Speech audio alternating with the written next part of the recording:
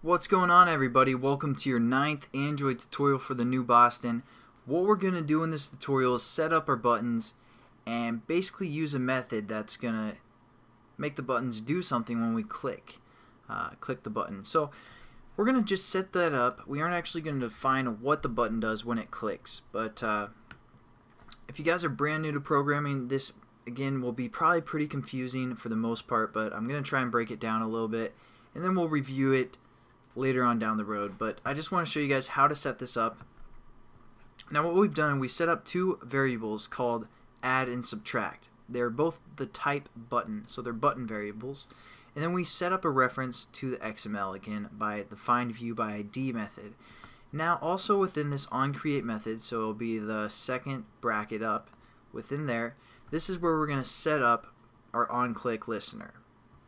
So basically a button needs to set up an OnClickListener, and within the parameter, or basically what that's looking for is a OnClickListener, and the OnClickListener is going to use the method OnClick. I know it's kind of confusing, but I just want to kind of talk about it or tell you guys what it does or what it's looking for the most part before we get into it. So again, like I said, since we imported the button class from the package of the 2.2 Android platform, we can use some of the methods from the button class. So how we use a method is we use our variable name, such as add, which again is a button, we hit period or dot, and then we have all these methods we can choose from. And there's one called set OnClickListener. So this is where we're going to set our OnClickListener. As you can see, it takes in an OnClickListener within its parameters. So we're going to set that up. Now we don't have an OnClickListener yet, so we're going to set up a new one. And you do that by saying new, and it comes from the view class, so we're going to say new view.onClickListener. And again, Eclipse helps you out, so it's going to be this first choice, view.onClickListener, and it's a method, so that's why there's parentheses right there. We're going to click that, and when you click that, it's going to set up the onClick method as well. So that's what's really nice about Eclipse, and it sets up this onClick method. So when our button's clicked, it's going to do what's ever within these brackets right here. Now before we get into anything else, I want you guys to use a semicolon and finish off that statement right there, because again, just think of this as one line of code. For the most part, this whole line is basically one line of code, and so you got to finish it off with a semicolon. Now that probably looks really confusing to brand new programmers, and you're like, what is all this junk?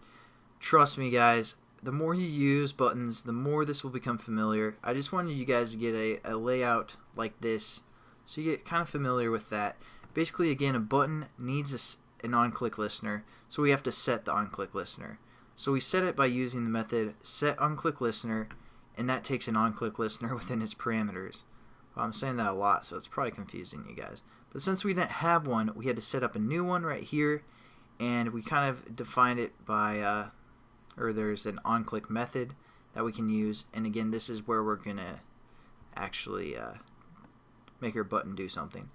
So there we go, we set up our button, our OnClickListener for our button add. So we're just going to copy that and paste it down below, and change the add to our other button that we set up, sub. So they both have an OnClickListener set up, and then you can hit Control or Command Shift F depending if you're on Mac or Windows, and it kind of formats it for you. So there you guys go. I mean, that's all this tutorial is. I know it's probably not of much help, because especially for you guys, you new guys, because it looks so complicated, and it really does for the most part if you guys are new, but you guys will get familiar with this, especially as we go on throughout the series. I'll kind of explain, give you guys some more detail. I just don't want to throw on all the information at once. But there you go. That's basically all this tutorial is. Again, thanks for watching, guys, and I hope to see you guys in the next tutorial. We're actually going to make these buttons do something. So I'll catch you guys then. Have a good one.